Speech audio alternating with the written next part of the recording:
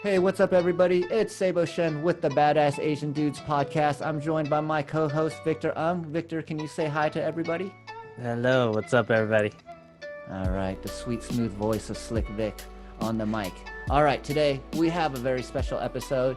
You know, most of the other co-hosts, I think, got a lot of our other guests on the show, and I think even though it was my job to get guests on the show, this is the first guest that I brought on. But I am super duper happy because this is a man. Victor was actually the guy that sent me your TikTok. I watched the TikTok. The rhymes were awesome. There was a Vincent Chen reference in there. I am an Asian American Studies major. It took me all the way back to 2000. I was like, who is this guy?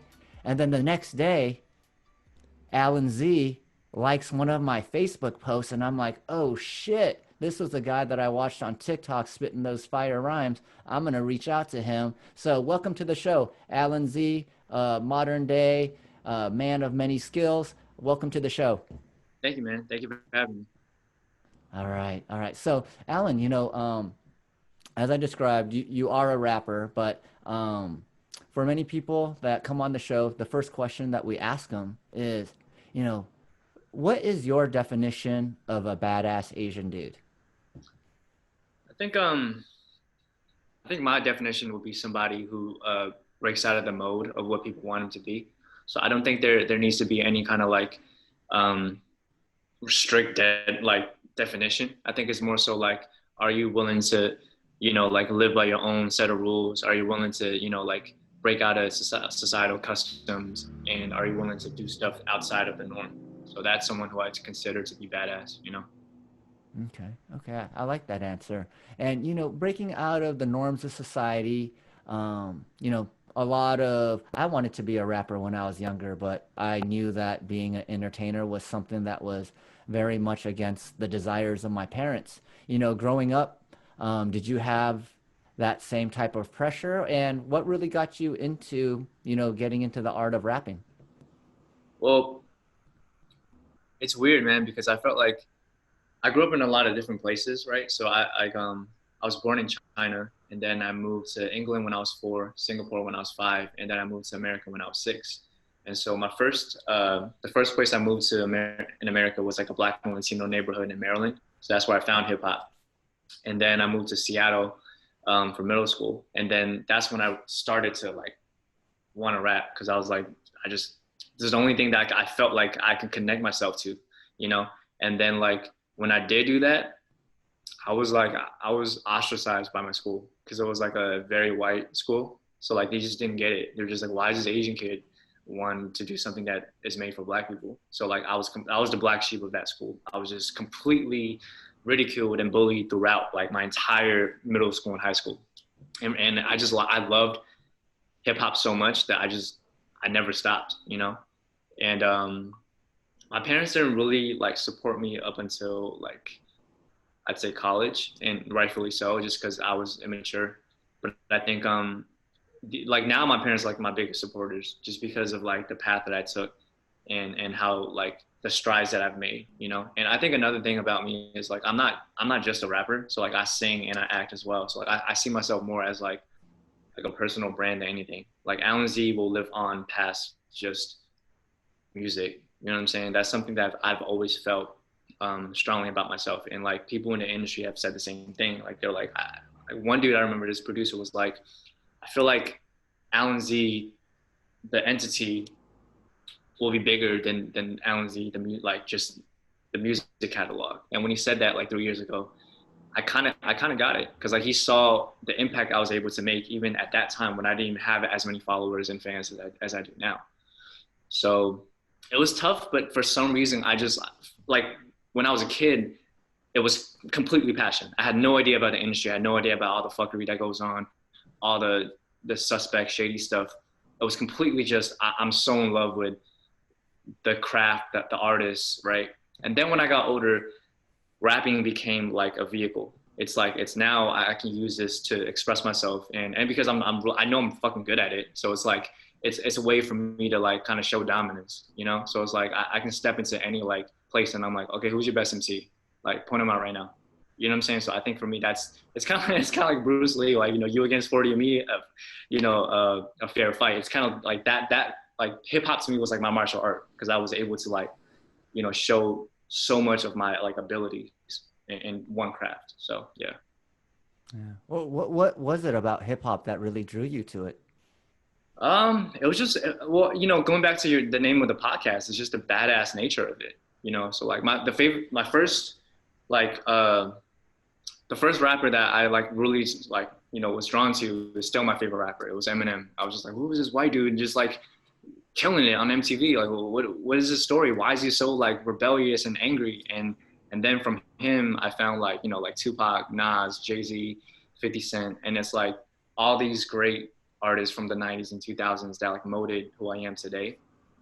It was just, I think for me, because I was like so used to being like put down, and I was very timid as like in my outward appearance. Hip hop was kind of like, it was like my ability to say fuck you, even though I couldn't say it out loud to people bullying me, but it was like inside, I'm like, I'm gonna get you one day. So I think it's just that resilience that I carried throughout my childhood. It was just that, I mean, if you look at other music, it was like, I was always talking about girls and like whatever, and I'm just like, this is all fluff. But then you hear hip hop, and it's like it talks about like their childhood, poverty, like gangs, murder. It's like all these different topics, and it's like, well, you can do anything, you can say whatever you want, and you can get away with it. Kind of, not now because of PC culture, but like back then. What I really love from that too is, just growing up. It goes back to what you were saying earlier in breaking the mold, right? And building that resilience. Like, I'm always curious what makes people different whenever there are all these things coming in to, tear them down or break them down. What was it in you, or what helped you get past all that, growing up as both as a kid and also even in the industry now that you're in? I guess for me, like when I was a kid, I just had this overwhelming belief in myself. And I don't think I would have had that if I wasn't good.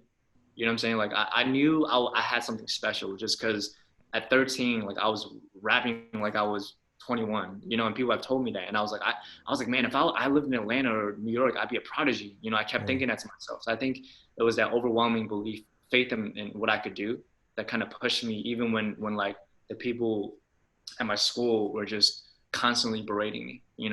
And then when I got older, it's like every time I wanted to give up, I would find like a sign somewhere. It would just be like, it would just come through. And I'm just like, okay, maybe this isn't my time to, step away yet. So I think it's that kind of like silver lining that comes in, and just even where this, I guess, career path has taken me in my journey now. It's like, I kind of see that it was kind of like meant for me, as much as I would like to think that I made the wrong choices in life. It's like, it kind of showed me, it's like there is some kind of silver lining that's always like showing up to tell me that like, I'm doing something right. Yeah. Yeah. Yeah. You mentioned Eminem being one of your favorite rappers. As far as like topics and things that you write about, how do you get inspired, and what does your process look like?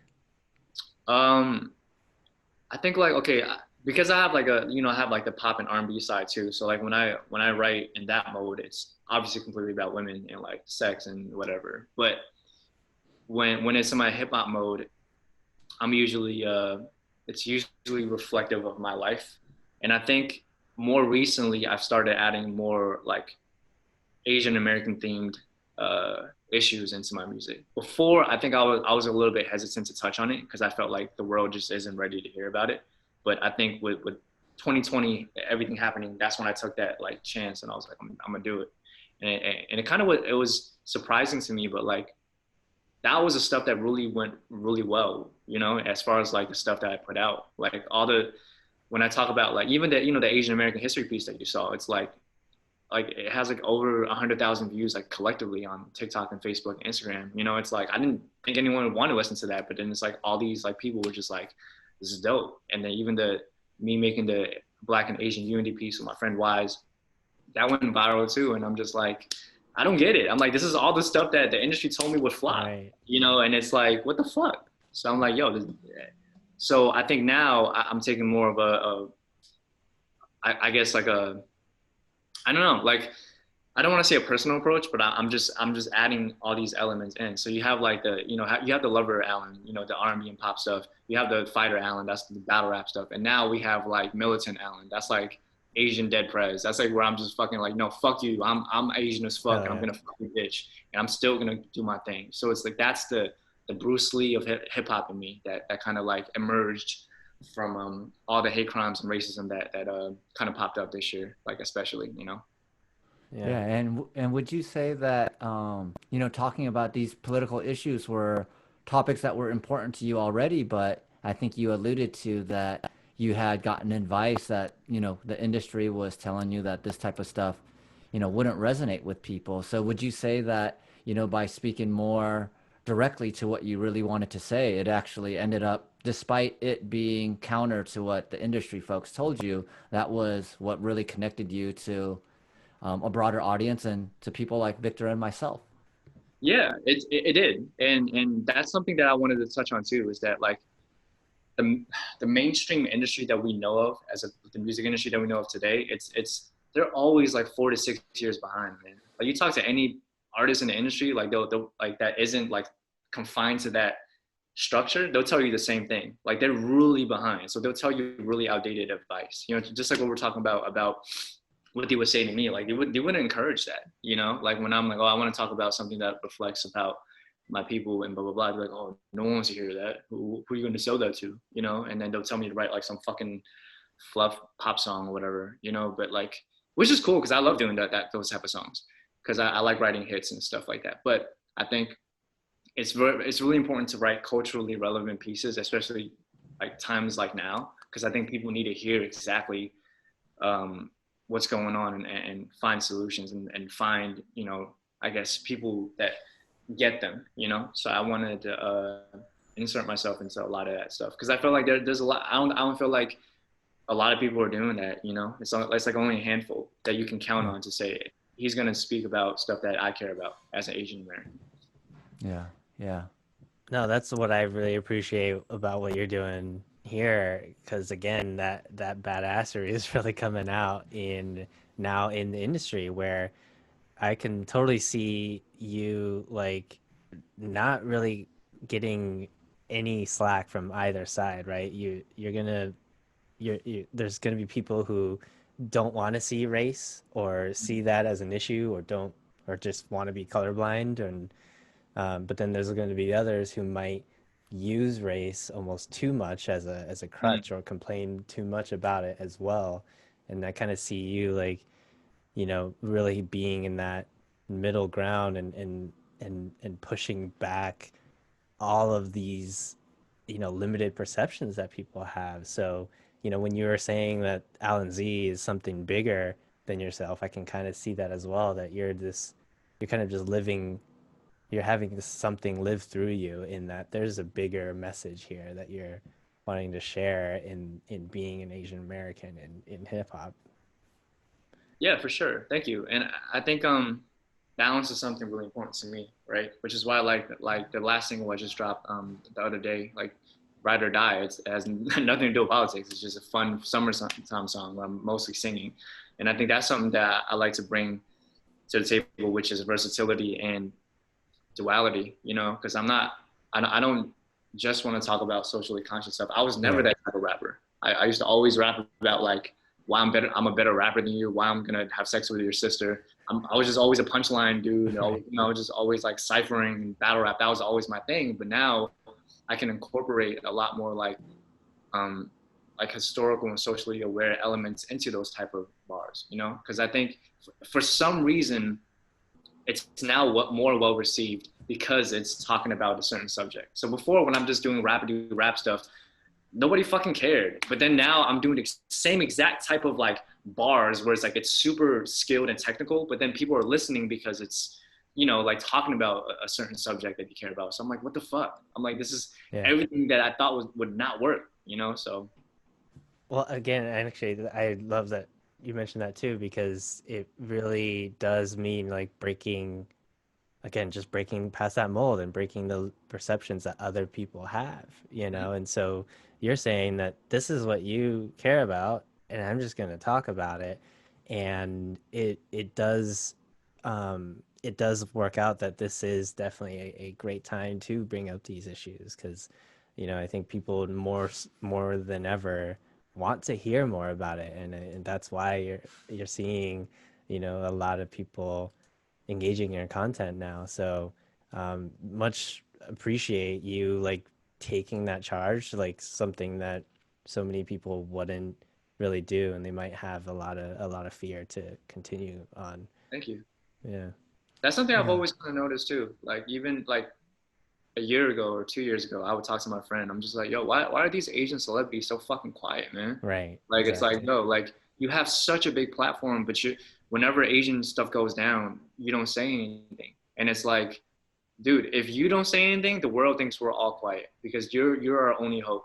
I'm not. I think now it's a little better because you see a lot more Asian celebrities, not a lot more, but like maybe a few more speaking up. You know what I'm saying? But I think that is so important because the world's perception of Asian people is so limited that when you're the only person that they see, you have to. You know what I mean? If I'm the only Asian person that they know, that means I'm responsible for like shedding light to Mm. so many people. As unfair it is to me, to you, it is how it is. So I think like people can't take their platform for granted. Like their impact means so much more than just money and like fame and whatever. Yeah, you're right. I mean, Victor and I, we were talking earlier about like, we heard that you were always being compared to Jin, and then we're like, what other Asian rapper is out there? Then we're like, all right, there's Jay Park, and then I remember Mountain Brothers from like the late '90s, but yeah, there's not a lot like that just kind of roll off the tip of your tongue, and we are people that pay attention to the Asian American community as well. So you're right about that representation. For sure. Yeah, Did I was curious. Oh, go ahead, Victor. I was gonna ask, like, with all of that resistance, being like put having that pressure put on you, how did that really affect your mental and emotional health? I think I might have heard in one of the other interviews that you did experience depression at some point too. What was that experience like, and how did you kind of work through that? Well, I think it was really tough for me, like around March, because that was like every day you'll hear about like some elderly like person or woman that's of Asian descent getting attacked. Like it was nonstop. It was like that was the first time all of that hit mainstream. Barely, Yeah. Yeah. like it was overwhelming because I was so fearful for like my relatives and stuff, and I'm just like, yo, if anyone touches them, I'm going to fucking murder them. Like that was my mindset. I'm just like, I'm getting a Yeah. gun. I don't give a fuck. Like this is and that was just my mindset. I was very unhinged because I was just so angry. And then like I think once like I started making like content that was like talking directly about these type of problems and experiences and like it hitting certain markets and demographics, I was like, okay, maybe I can just turn this anger into like something positive and Mm. speak inspiration and motivation to people, right? And give them hope as opposed to just being in my own head. So I think it's when you feel down, I think it's important to kind of channel that into something positive because it's like you have two choices. You can just go down this dark path of just feeling sorry for yourself and feeling paranoid, or you can channel that into like something that is productive. And and that's something that I felt like I needed to do for myself, and that's something I'm continuing to do. Yeah. I mean, was that something that you did growing up as well? Like it sounded like having that outlet was very important in, managing that sort of mental health there. Yeah, were there other struggles that was difficult to get through even with that? Yeah, it really was, and I think that was why I've always felt like self-expression was so important for me because I was, just very uh, outcasted as a kid. So like the more angry I got, the more I just wrote, and I just Yeah. kept going at it. And it's very cathartic, but it's also kind of like this. I feel like me and hip hop have a very like toxic relationship. It's like I'd be a much happier person if I was not involved in the music industry. But at the same Really? time, it's what Huh. uh, allows me to say a lot of shit that's fucked up with the world and my life in a very poetic way, you know? Yeah. So it's weird. It's like a, what's that called? It's like a trauma bond, you know? It's like I'm bonded by trauma. And a lot of my friends are artists. We have we talk about the same thing. It's like, yo, fuck hip hop, but I love hip hop because it's just so toxic, especially the industry now. So that's super interesting. I mean, I think there's with any like artist, you know, or any art in general comes from some type of pain. So, yeah. Hey, you know, you brought up that there's kind of like the R&B pop Alan, you know, romantic Alan, then there's kind of, you know, battle rapping Alan, and then there's also militant Alan. And I was curious, you know, what would you say are your three core beliefs that, you know, anchor all the different facets of you? I mean, I don't have like these beliefs written down, but I would say I'm a big believer of like duality, right? So that's the reason why I don't give a fuck if people like prefer one side or the other. I'm doing both. So it's like, you know, lover and a fighter, rapper and singer, Asian and American. I'm a big believer in like you're not just one, uh, you know, singular thing as a human being. There's different sides to all of us. You know, you could be the nicest person, but then you have a side to you that's very like, you know, like that can be like that can come out, and it's like, you know, very angry and defensive, right? You can be, you know, so it's like there's all these different sides to human beings. I'm a big believer in duality and not limiting yourself. I also think that the idea of an artist only being confined to one genre is stupid, which is why, like, you know, I don't just make one type of music. I make whatever the fuck I feel like. And I would say the third belief is, I don't know, always standing up for yourself. I think, especially as artists, you know, everyone has their opinion about you, and everyone, you know, thinks that you should listen to what everyone is saying at the same time. But I think you just gotta believe in yourself and just stand up for yourself when you know, when you start getting all this different type of feedback. It's just, what do you believe in at this moment? Yeah. I really see that come out in your latest music, you know, so I was really curious to hear those things. And, you know, we're starting to get into that point where we're getting close to wrapping up. But before we do that, I did want to ask you, you know, if there was one thing that you could say to your younger self, you know, what would you tell young Alan? Man, I would tell young Alan to get the fuck out the rap game. Now playing. I would tell young Alan to be his own hero, because I think when I was a kid, I idolized so much because I'm just like, I found like hope in everyone else but myself. And I think I would tell him to look into seeing himself as the hero, as opposed to having like all these outwardly hopes and dreams put on other people and pedestaling like these icons. You know, I would tell, that's what I would tell myself. Yeah. Self-love and self-belief is a common theme. So as we're coming to the end of this podcast, Alan Z, if people are interested in finding your music, downloading your music, getting you paid, what's the best way for them to find you? They can find all my music under Alan Z, ALAN, last initial Z, on all streaming platforms: Spotify, Apple Music, Pandora, Tidal, as well as YouTube.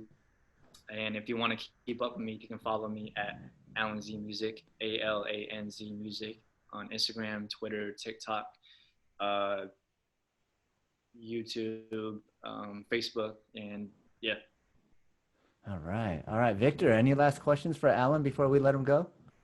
No, thank you for coming on, for sharing your story, for being open about not just the amazing things you're doing, but about what you struggled with getting there. So, you know, I wish we had more time, but yeah, thanks for coming on.